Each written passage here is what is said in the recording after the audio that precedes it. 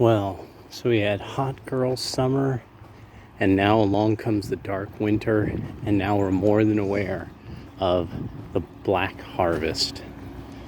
That so, for one, if once I upload this, if some of you could put a link to anything other than lifenews.com, because Life News insists on only linking to its own website rather than linking to any other website at all.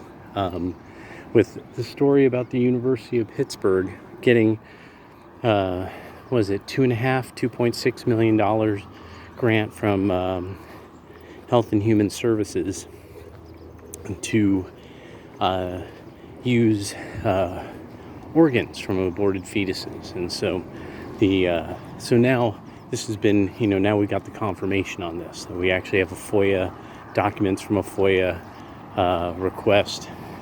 So we know that this is real. And if you look for this on Google, you can't find it. All you find is debunking. So this is obviously, now we get it, that Google and Alphabet are they're protecting this racket. So that should tell a lot of people a lot. They're protecting this racket. And so the thing that actually I started to think about is, so now that we've had this sort of ultimate or penultimate, that actually isn't the correct term, but we've come to this point now with the hot girl summer, that it's this sort of ultimate celebration of the sexual revolution and licentiousness. We have all over, the shit libs of TikTok talking about all their goofy sexualities that don't exist and their goofy genders that don't exist. Wow, that's cool. Hold on, I want to see if I could get this for you guys.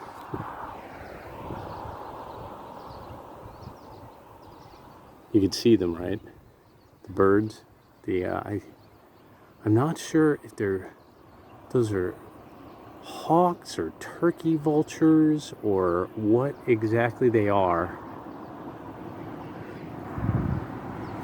I hope I got that. I hope you guys were able to see that.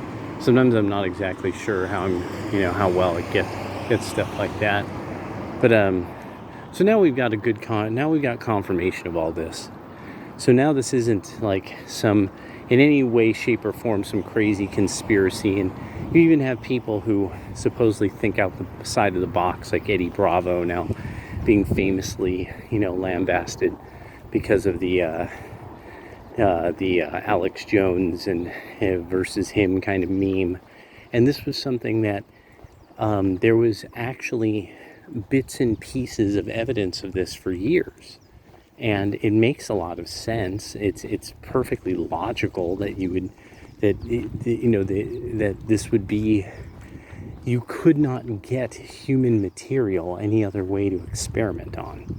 There would be no other way. Now, they had also quotas set for all different races, but quite specifically that it was shockingly high, the amount of black people that they wanted. They wanted, like, was it 50% or something of the samples coming from black people, black fetuses. And so this really does now say a lot about the hot girl summer and the dark winter and the black harvest.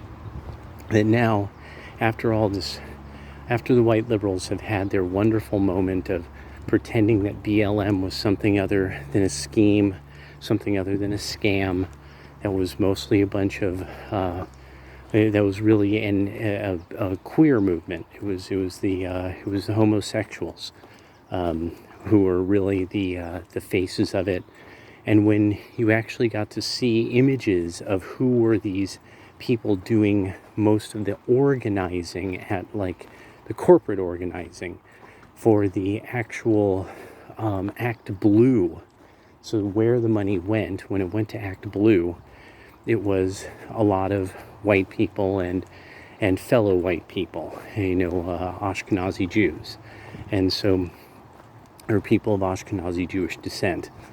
And so it really is now this thing of, you know, why should black men not be extremely discriminatory about what kind of black women they get involved with, when now we see that as they embraced the welfare state, as they embraced divorce and single parenthood, they celebrate each other for single parenthood, they're inordinately likely to seek abortive services, even though, like, you know, all the bastardy and stuff. But no, it's actually when you end up looking at the numbers, this is like an extremely high amount of black women at some point report, or that these organizations report, an extremely high customer base fundamentally of black Americans, and that this is something that we're fundamentally subsidizing.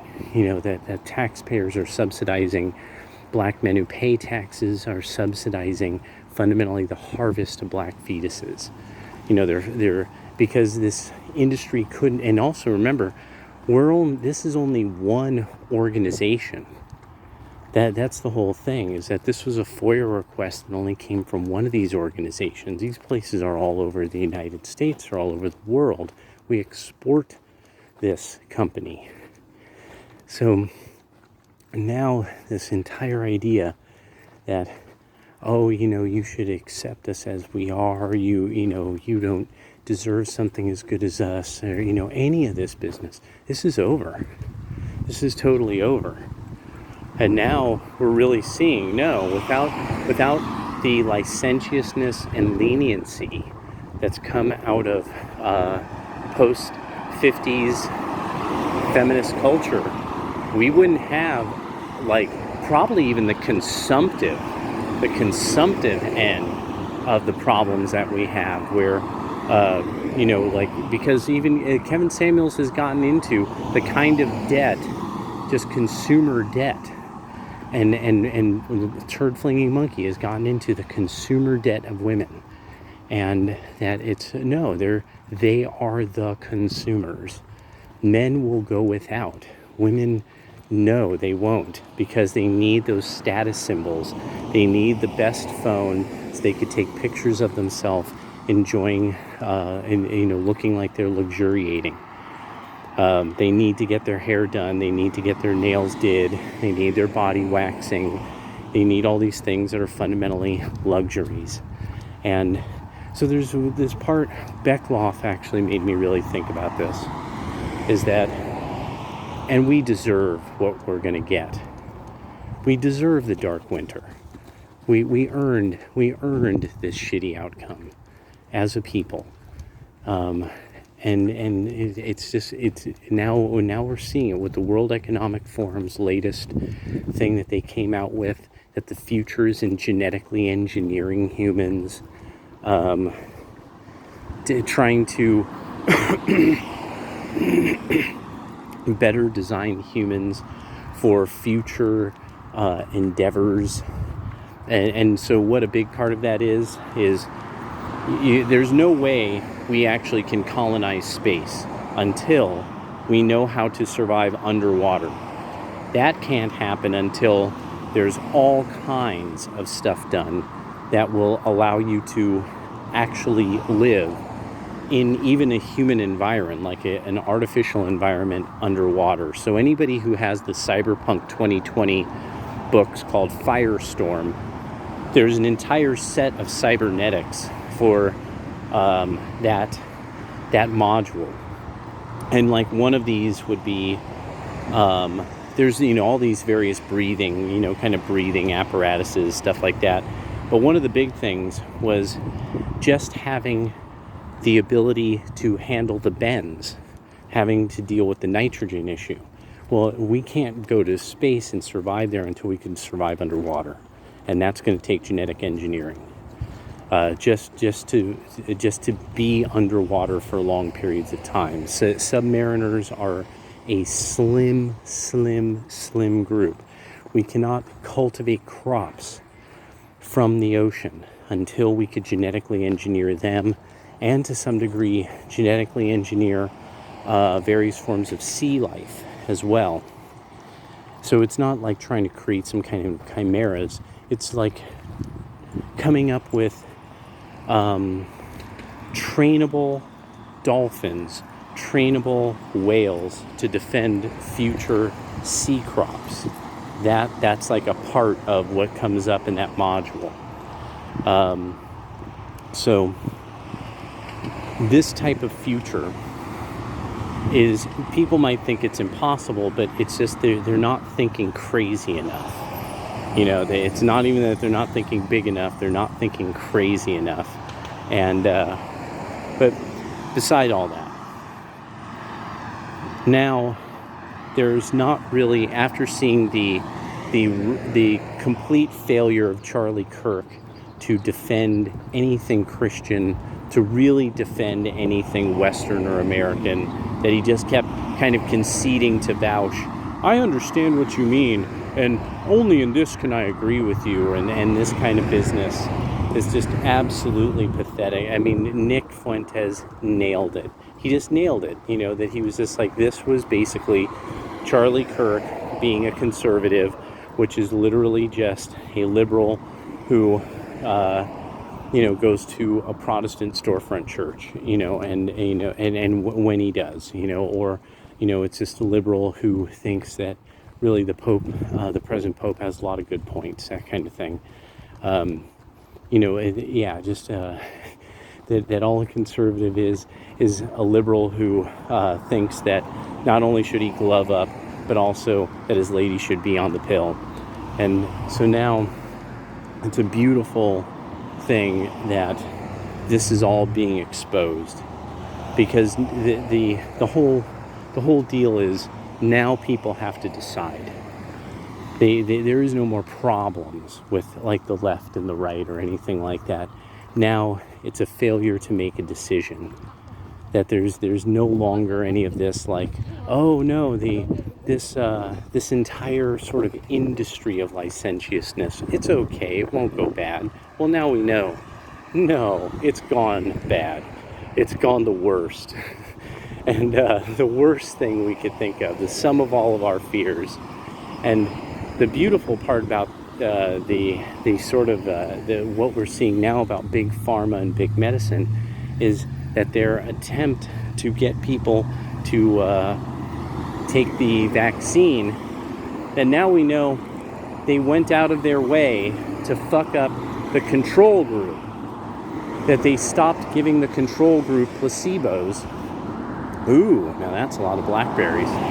Oh, these blackberries are all dried out. Oh, well, that one isn't. There we go. Oh, yeah. That's good. That's good stuff. Uh-oh. Let's see if I can grab it and not fall over. Come on. There we go. Oh, delicious blackberries. See, there's still some good things in the world. But yeah. I don't know if you guys got to see the story, because even NPR had to carry it. And they fucked up the control group for the Pfizer. All of them. J&J, Moderna, Pfizer, they all fucked up the controls. And it turns out it looks like they didn't even try to do it correctly. They were supposed to receive placebos, and then partway through the trials, they stopped giving them placebos. So now we have no control group for it. So as usual, this is this thing of people believing in science, but not really understanding the scientific method very clearly. So now we have like kind of this beautiful sum of all fears that has happened. That now we know, oh yeah, they were harvesting humans. Big medicine is harvesting humans. And that what's supposed to be science is kind of this this canard that, only shitlibs believe in, because they are obedient and weak people. And like Aaron Clarey said, they're, inferior people, and that they're going along to get along and trying to cash out. And now the best part is the cash out's not coming. I don't know if any of you are following what's going on in China. What's going on in China right now, everybody's going to learn. Everyone's going to learn a lot about China very soon. So the tankers, the actual 52-foot long tankers that we ship everything in, that whole industry has gone through the floor. And with the floods in China, they're not giving us the numbers. They don't have the production level that they can't get the production level back that they had before. It's going to take them years to get that production level back. It'll be huge, huge amounts of inputs to get that level of production back. So they're going to do what they need to do, and they're going to stop sending stuff to us. And one of the main reasons why is because we can't send the containers back. And anybody who's following the prices of these containers, just for the shipping has gone up, I think, over 100%, the actual shipping costs. Seeing that now you have these jet firms, these various airlines that are saying that they're having trouble actually getting jet fuel at an affordable rate. So fundamentally, we're seeing the bottom out of international shipping, and we're seeing international airlines also have trouble fueling their own ships to get stuff from country to country, and you can't, it's not cost effective for planes anyway. That ships are what's really cost effective. It's the only way to do it. And so the winter's coming, and this is going to be, according to Farmer's Almanac, another really, really harsh winter for the Midwest. And they're going to need things. And what's going to be interesting is to see that this is my bet. What I'm betting is that the administration is going to punish the Midwest en masse this winter, because they are this Trump stronghold, and they're going to basically punish them for voting for Trump. And they're going to do everything they can to make fuel oil for heating almost impossible to get, or extremely expensive.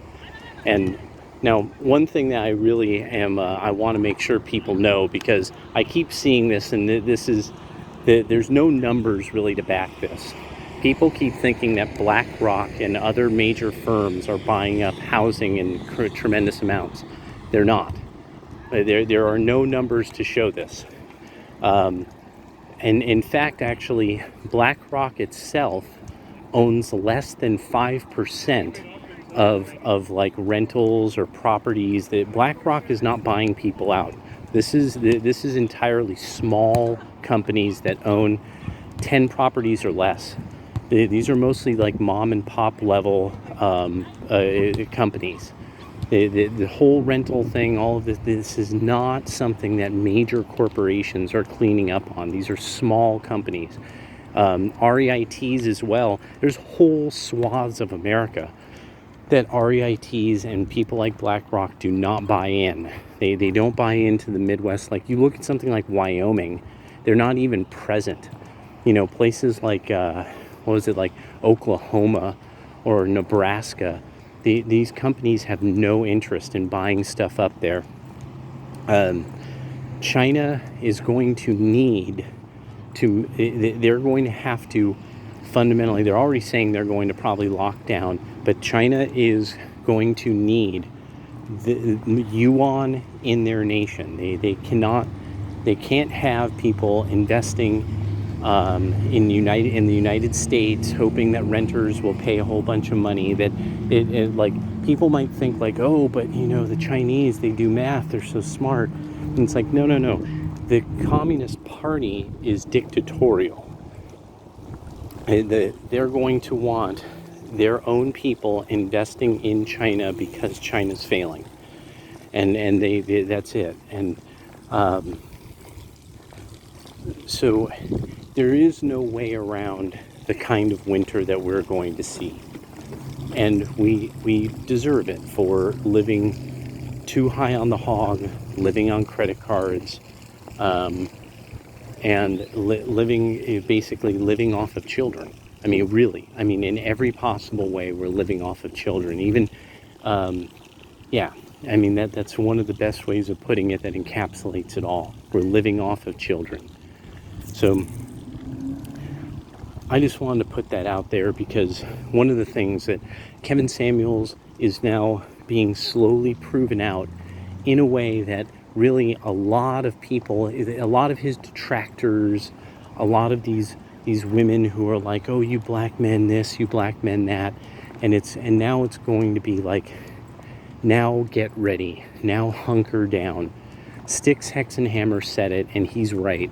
Start buying dried goods. Start buying things that have shelf life. Start getting ready for these fucking maniacs and these stupid sheep to go along with locking down and go, oh, but the delta and the lambda and the epsilon and the you know, and they're going to keep on going for it. And why? Because really, late stage boomers are not, they're not, they're normal people. They're normal people who are of completely normal information levels, and sometimes even below that. And also, you know, we understand boomers. Boomers will do anything women say. It doesn't matter if women are wrong. It doesn't matter if women are poorly informed. It doesn't matter if they don't know the fundamental vocabulary around viral immunology or epidemiology. It doesn't matter. You know, that what these are is a whole bunch of people, with an entire multiple generations of people with worthless degrees who never had that much interest in an important subject like understanding what a rhizome is. You know, these are not people who can off the top of their head talk about a vacuole. And you know, and you could see it because so many of them haven't stayed in shape. So and that, you know, and that fitness and health and all that is just a fad for them. You know, it's just a fad that they're like, oh, I'm doing the such and such diet. Oh, I have a Cybex machine at home. Oh, my husband and I every day we do this routine from the 20X program or whatever, you know, the X20. We have DVDs, we have a Blu-ray, and we just follow along, you know, and it's always been just this living as a fad, living so that, you know, these women can brag to each other about how much they are oh, they're feeling the happiness. You know, everything's a bumper sticker. Everything is a vapid bumper sticker. You know, love is love, you know, and oh my God, imagine what's going to happen if things fall apart and those people can't get their AIDS drugs. You know, I mean, that's what's really going to be, is going to fuck people up when the flow of chemicals and medicine starts becoming an issue. Fundamental chemicals in medicine. This is why one of the things, if you look up prepper stuff, like the odd little things that, you know, the 10 things that you should have, stuff like that. One of them's Dawn. Dawn is like one of the most ultimate items that you could have, having like a couple gallons of Dawn. Like it's fundamentally like the all-round incredible soap to have, and it will do all this other stuff that's really important, that it's like people just don't know, because it's like, you know, they don't live, no, we don't live within our means. But yeah, so the blue enclaves, they're going to continue to suffer until they wake up. And one of the things I can tell you that was kind of good is when they posted the information about these young men who had gotten into, who had shot somebody at the Eugene County Fair, or the Lane County Fair, you know, and this black kid pulls out a gun because he's beefing with somebody or something, and he ends up, I think he misses whoever he was trying to shoot at and ended up hitting some woman. So what ends up happening is when they post this article about, like, that they pled down, no, they pled down, and so when they plead down, what do you see is the comments. The comments were amazing because people are done with it. Even in shitlib, the capital of shitlibbery, Lane County, people were like, of course they pled down. People were like, well, yeah, that's pretty normal and this and that, but that didn't assuage people. People were pissed. Because it was, of course, with the one of the key things that kind of came up or showed through some of these comments was the idea of why is somebody living in a place like Lane County toting a gun around? Like, why did this kid have a gun at 14 and 16 in Lane County at a county fair? And so then you get I end up busting some shit at somebody, and of course it's the black woman who's like, you all don't understand what the young people go through and blah blah blah. And so it's just that moment where I'm like, Kevin Samuels has got it right. Just don't marry them. Aaron Clarey has it right. Don't marry them. This woman has to pass all the tests, everything you like. I mean, just don't fall for it. And I mean, just to have somebody defending a 14-year-old shoot a woman, I was like, are you out of your mind? You moron, you naive twat. And it wasn't even, it was even the thing of like, that it immediately showed it didn't matter that she was a woman. Like, it didn't matter that he shot a woman. No, it was obviously that she was defending the young black kid in one of the safest places in America, technically. And that she was like, oh, you don't know what he's going through. And it's just like, there we go. That's the whole thing, is either they will abort the kid so that they can be harvested by big industry, or they will breed with some monster so that they bear some little bastard sociopath who will shoot people at a county fair. Don't marry them. Make them pass every fucking test. And it's really, nope, don't shack up. No, don't, no, you got your place, I got mine. You have to pass all the tests first, and then maybe we could start talking about actually getting married. But I mean, and it's just everything's becoming clear. All agendas are becoming clear. They want to either recruit your children or they want to harvest them. That's what's going on. That's what's really going on. All right, peace.